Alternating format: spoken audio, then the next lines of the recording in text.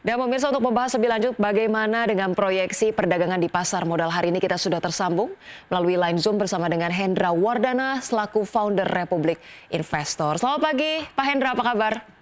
Selamat pagi, Mbak Rosalin. Alhamdulillah baik, Mbak. Baik, thank you sudah meluangkan waktunya di Market Buzz. Pak Hendra, kalau kita lihat IHSG sampai dengan perdagangan Jumat lalu ini sudah melanjutkan rally sampai hari ke-10 begitu ya, mencerminkan uptrend dan juga optimisme di pasar modal. Anda melihat sejauh apa sih optimisme ini akan masih berlangsung atau sudah mulai harus waspada profit taking nih? Iya, Mbak Rosalin, kalau misalnya kita lihat memang IHSG selama satu pekan saja sudah naik lebih dari 3,75%. Tapi kalau misalnya kita cermati justru asing malah mencatatkan net sales sebesar 1,6 triliun. Kalau misalnya kita lihat lagi, saham-saham yang di net sales asing itu diantaranya saham-saham yang bisa dibilang bobotnya besar ya, terhadap di katakanlah Bank Mandiri. Asing mencatatkan net sales sebesar 1,9 triliun, BCA mencatatkan net sales sebesar 956 miliar, dan SSIA sebesar 280 miliar. Tadi pertanyaannya, apakah masih optimis untuk hari ini IHSG melanjutkan penguatan? Kalau misalnya secara teknikal itu berbentuknya shorting star, jadi bisa dibilang posisinya tidak terlalu baik di hari Jumat, dan ada potensi untuk IHSG koreksi katakanlah menyentuh area gap-nya di level 7.280 dan didukung kalau misalnya kita lihat bahwa ada informasi bahwa saham yang notabene mendorong IHSG selama satu pekan itu adalah DCI, dan hari ini DCI ini kena umat Indonesia Market Activity, jadi memang ada potensi untuk IHSG, ada kemungkinan DCI juga akan mengalami koreksi di umumnya hari ini, tapi dengan harapan semoga ada saham-saham yang lainnya yang mendorong lagi untuk IHSG. Baik, untuk IHSG sendiri diproyeksikan bisa jadi koreksi terbatas atau koreksi tipis begitu ya, dikarenakan rally yang sudah sangat panjang begitu ya, mungkin sudah hampir menyentuh resisten juga begitu. Di satu sisi juga banking industries tampaknya masih banyak net sell. Tadi dikatakan juga saham yang menjadi penopang IHSG, DCII juga diproyeksikan kinerjanya tidak terlalu signifikan begitu ya di perdagangan hari ini. Baik. Terkait dengan kita bahas sedikit terkait dengan sentimen global, menjelang rilis potensi tarif baru 19% oleh Donald Trump yang diterapkan mulai 1 Agustus nanti, Pak Hendra. Ini kabarnya memang dari Indonesia sendiri masih akan melanjutkan negosiasi, akan bertemu di bulan September ataupun Oktober begitu ya. Tapi kalau Anda lihat terkait dengan sentimen global sendiri, sejauh ini sudah terprice in-kah dengan posisi IHSG yang saat ini atau seperti apa? Iya, betul Mbak Rosalin, kita akan lihat ya update-update terbaru dari pemerintah Indonesia. Bisa dibilang ya masa sudah merespon positif ya terkait dengan pemangkasan tarif yang sebelumnya 32% ke 19%. Tapi kita akan lihat lagi nanti hasil akhirnya seperti apa perundingan ini, karena bisa dibilang ini menarik dan dinantikan oleh para pelaku pasar. Dan kalau misalnya ditanya apakah sudah price in, saya melihat bahwa memang kecenderungan saham-saham yang bobot besar seperti market cap besar seperti Bank Mandiri ataupun BRI, BCA itu belum merespon itu. Makanya kita akan lihat nanti apakah ada katalis-katalis terkait dengan dialog katakanlah perundingan ini yang akhirnya lebih membawa dampak yang positif untuk Indonesia sendiri, sehingga saham-saham yang notabene saham-saham perbankan juga akan merespon positif untuk IHSG. Baik, Pak Hendra mengingat juga bagaimana kemudian beberapa perusahaan akan melakukan rilis laporan keuangan untuk semester 1 ya, dalam mempertahankan momentum IHSG ini, Anda melihat akan cukup positif atau seperti apa nih dinamikanya? Ya, kalau misalnya dilihat, pastinya kita akan cermati kalau misalnya IHSG ya tadi ya, selama satu pekan ini mengalami naik sebesar lebih dari 3%, atau selama 10 hari itu lebih dari 10%, ya suka nggak suka kita harus menyampaikan bahwa yang membuat pendorongan IHSG itu adalah salah satunya saham DCI dan kolaborasi seperti sahamnya Pak Prabowo. Tapi kalau misalnya kita lihat justru cermati kinerja saham-saham perbankan justru masih belum terapresiasi dengan baik gitu. Nah, diharapkan adalah laporan keuangan semester 1 seperti BCA, BRI, Mandiri dan BNI ini akan positif, sehingga saham-saham tersebut akan mendongkrak laju pertumbuhan dari IHSG yang tadi saya sampaikan bahwa bobot atau kapitalisasi saham-saham tersebut juga sangat tinggi gitu. Tapi kalau misalnya laporan keuangannya justru malah negatif, nah ini akan membuat penurunan dari IHSG, atau yang tadi saya sampaikan ketika IHSG ada area gap-nya di level support di 7.280. Kalau misalnya perbankan justru malah tidak bagus laporan keuangannya, mungkin ini bisa breakdown di level 7.280 dan balik ke titik support psikologisnya lagi di level 7.200. Karena kalau misalnya kita lihat justru asing masih mencatatkan sell di saham-saham perbankan. Ya kita akan lihat semoga ada hal yang positif untuk saham perbankan sehingga bobot atau dari IHSG masih tetap kuat di level psikologis 7.300. Baik, sejumlah perbankan big caps yang akan segera merilis laporan dari keuangan begitu ya, tergantung bagaimana kemudian kinerjanya. Tapi kemudian juga terkait dengan saham-saham perbankan yang saat ini masih cukup stuck, masih cenderung melesu. Anda melihat posisi saat ini menjadi posisi yang cukup menarik untuk investor bisa entry atau masih cenderung wait and see saja nih Pak Hendra untuk saham-saham perbankan? Iya, baru salib karena kalau misalnya perbankan apakah masih menarik atau tidak, balik lagi kalau misalnya kita lihat kontribusi asing ketika misalnya melakukan transaksi di saham perbankan itu bobotnya hampir 60 sampai 80% itu transaksinya itu adalah asing. Jadi suka nggak suka memang kita harus melihat bahwa ya foreign inflow-nya seperti apa gitu. Nah, tadi pertanyaannya apakah masih menarik? Sebenarnya masih menarik, tapi kita akan lihat dari sisi teknikalnya lagi supportnya di berapa. Karena kalau misalnya kita paksain, sedangkan asing masih nge-sell, otomatis harga masih bisa turun lagi. Karena yang tadi saya sampaikan selama 1 pekan saja Mandiri sudah di net sell sebesar 1,9 triliun dan di BCA sebesar 956 miliar. Walaupun memang secara teknikal saham-saham katakanlah seperti di BCA memang masih ada potensi, tapi memang saat ini sudah di harga supportnya di 8.425. Jadi kalau misalnya memang pengen coba untuk buy on weakness, mungkin bisa buy on weakness di 8.300-an untuk BBCA. Terus kalau misalnya Bank Mandiri masih ada supportnya dengan harga sekarang di level 4.740, masih ada supportnya di level 4.640 untuk saham-saham perbankan. Jadi lebih baik wait and see atau buy on weakness terlebih dahulu barangkali. Baik, itu dia rekomendasi untuk beberapa saham perbankan, direkomendasikan untuk wait and see terlebih dahulu, dan kalau bisa, kalau memang mau beli pun buy on weakness sambil kemudian memperhatikan sejumlah data, salah satunya adalah foreign inflow begitu ya, perkembangannya akan seperti apa. Baik, kita sedikit ulas terkait dengan penguatan IHSG dalam hari-hari terakhir atau pekan-pekan terakhir. Ini kebanyakan didorong oleh saham-saham konglomerasi, yaitu saham-saham dari Prajogo Pangestu dan juga saham dari Toto Sugiri begitu ya, DCII.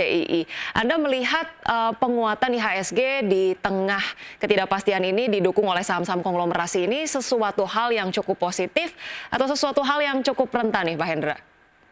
Iya, sebenarnya saya kalau misalnya ditanya cukup positif, saya harus apresiasi justru ya, karena dengan adanya penguatan di saham-saham tersebut, setidaknya para pelaku pasar bisa melakukan trading dengan ya fokus di saham-saham tersebut, dan terlihat juga value IHSG juga meningkat gitu loh. Walaupun memang kalau misalnya ditanya apakah IHSG dalam kondisi yang wajar, ya memang di capital market kita saat ini kita tidak bisa melihat hal tersebut. Tapi selagi masih hal tersebut positif, kita bisa cermati juga gitu loh. Karena suka nggak suka ya memang pendorong dari IHSG saat ini adalah saham-saham konglomerasi gitu kan, seperti TPIA, Brand atau BRPT, atau bahkan saham-saham yang baru IPO seperti KDIA yang kita bisa lihat naiknya sudah sangat luar biasa. Walaupun memang KDIA ada potensi untuk terjadi koreksi untuk jangka pendek, mengingat saham tersebut sudah naik lebih dari 200%. Baik, tapi kalau kita review sedikit terkait dengan penguatan yang dipimpin oleh saham-saham konglomerasi ini, kalau kita perhatikan begitu ya, untuk saham-saham perbankan big caps tadi belum ada tanda-tanda positif. Di satu sisi juga apa ya, terkait dengan penurunan suku bunga ini juga disusul dengan kabar bahwa sektor properti tampaknya masih melesu nih Pak Hendra. Kalau kita lihat sebenarnya untuk sentimen dari dalam negeri sendiri, ini seperti apa sih di tengah penurunan suku bunga? Apakah kemudian ini menjadi hal yang cukup reliable untuk bisa menopang IHSG atau sudah tidak terlalu signifikan lagi sih Pak Hendra untuk saat-saat ini? Iya, sebenarnya kalau misalnya ditanya apakah pengaruhnya terhadap keputusan dari Bank Indonesia ketika menurunkan tingkat suku bunganya. Kalau kita misalnya lihat cermati bahwa di capital market itu lebih respon terlebih dahulu ketika misalnya baru desas-desus bahwa BI menurunkan tingkat suku bunganya. Jadi pada saat hari Selasa itu justru saham-saham properti itu naik lebih dari 5%. Karena saja misalnya Asri naik lebih dari 13%. Tapi pada saat Rabu kemarin ketika misalnya BI sudah menurunkan tingkat suku bunganya, justru malah saham properti sudah lesu atau tidak mengalami penguatan yang signifikan. Jadi bisa dibilang memang cerminan ketika misalnya Bank Indonesia menurunkan tingkat suku bunganya 25 basis point ke level 5,25%, itu sudah price in terlebih dahulu gitu loh. Tetap para pelaku pasar akan melihat ketika misalnya BI menurunkan tingkat suku bunganya menjadi 5,25%, kedepannya seperti apa nih? Apakah daya beli masyarakat meningkat dan apakah terkait dengan penjualan properti ini kembali akan meningkat? Para pelaku pasar akan melihat itu untuk kedepannya seperti apa, dan para pelaku pasar juga pasti akan merespon positif ketika memang penurunan dari tingkat suku bunga ini berdampak positif terhadap daya beli masyarakat, khususnya terhadap penjualan dari properti tersebut, Mbak Perkalin. Pemirsa, terima kasih Anda masih bersama kami di Market Pass. Pemirsa, indeks harga saham gabungan atau IHSG ditutup menguat terbatas usai tembus di level 7.400-an di perdagangan Jumat pekan lalu. IHSG menguat di tengah saham konglomerasi yang bergairah, ditopang saham DCII yang melesat 62,2% dalam sepekan.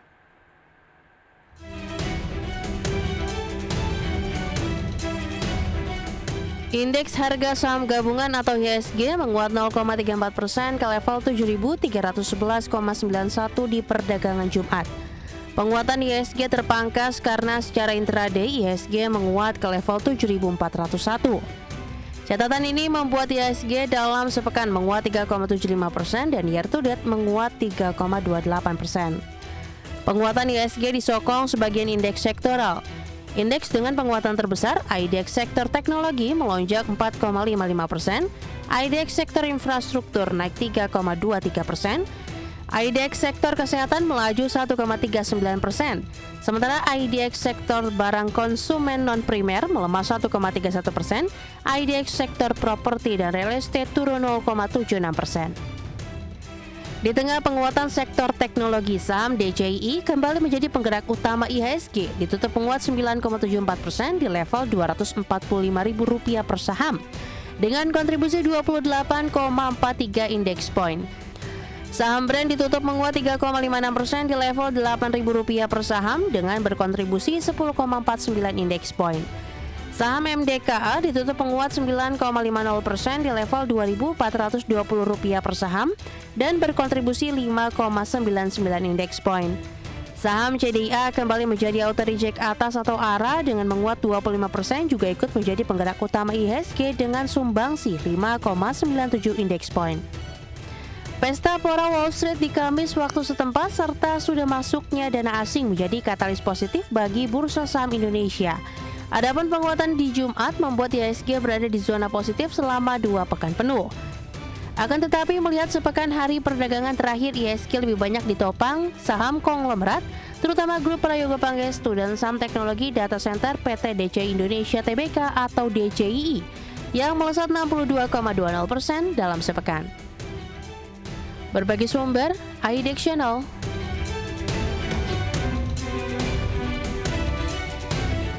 Pemirsa, Presiden Amerika Serikat Donald Trump mengancam tarif minimum sebesar 15 hingga 20% untuk seluruh impor dari Uni Eropa. Ancaman terbaru Trump ini dilatar belakangi belum adanya kesepakatan dengan Uni Eropa setelah bernegosiasi digelar selama beberapa minggu terakhir. Presiden Amerika Serikat Donald Trump menuntut tarif minimum sebesar 15 hingga 20% untuk seluruh impor dari Uni Eropa. Menurut laporan Financial Times, Trump meningkatkan tuntutannya karena belum adanya kesepakatan setelah beberapa minggu bernegosiasi atas kemungkinan kesepakatan kerangka kerja. Langkah pengenaan tarif terbaru ini juga disebut karena Trump sering mengeluhkan surplus perdagangan barang Uni Eropa sebesar 198 miliar euro atau sekitar 231 miliar dolar dengan Amerika Serikat. Sementara itu, Uni Eropa mengharapkan kesepakatan serupa dengan Inggris yang mempertahankan tarif dasar 10% dengan beberapa pengecualian sektor. Para pejabat Uni Eropa menyatakan bahwa perdagangan jauh lebih seimbang ketika jasa dan investasi diperhitungkan. Selain mengancam Uni Eropa, Trump juga dikabarkan sedang mempersiapkan rencana tarif khusus industri yang akan diberlakukan bersama dengan bea masuk per negara dalam 2 minggu. Hal ini sebagai upaya memperkuat posisi Amerika Serikat dalam sistem perdagangan global dengan memberikan sanksi atas pembelian dari luar negeri. Berbagi sumber IDX Channel. Pemirsa, Bank Sentral Eropa atau ECB kemungkinan akan mengabaikan ancaman ekonomi yang ditimbulkan oleh tarif Trump dan memilih untuk menunda pemangkasan suku bunga hingga waktu yang belum ditentukan. Dalam keputusan akhir sebelum libur musim panas selama 7 minggu, para pembuat kebijakan pada Kamis 24 Juli 2025 kemungkinan akan mempertahankan suku bunga tetap di level 2%.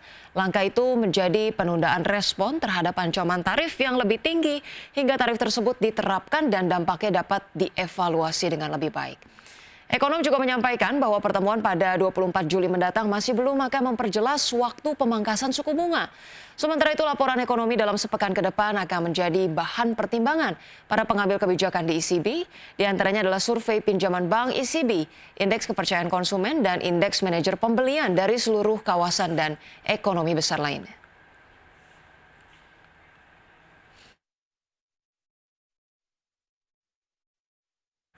Pemirsa, selanjutnya dari pergerakan bursa global, bursa Wall Street ditutup nyaris stagnan pada perdagangan Jumat 18 lalu setelah sempat tergelincir akibat laporan yang menyebut Presiden Donald Trump mendorong tarif baru yang lebih tinggi terhadap produk-produk Uni Eropa. Pada perdagangan Jumat, pemirsa, indeks S&P 500 melemah tipis 0,01% ke posisi 6.296, kemudian indeks Dow Jones terkoreksi 0,32% ke level 44.342. Sementara indeks Nasdaq menguat 0,05% ke level 20.895. Ya, sementara itu pemirsa, bursa saham Eropa ditutup stagnan pada Jumat menyusul penurunan di sektor kesehatan yang diimbangi oleh kenaikan saham minyak dan gas, sekaligus menutup pekan yang padat dengan laporan keuangan berbagai perusahaan.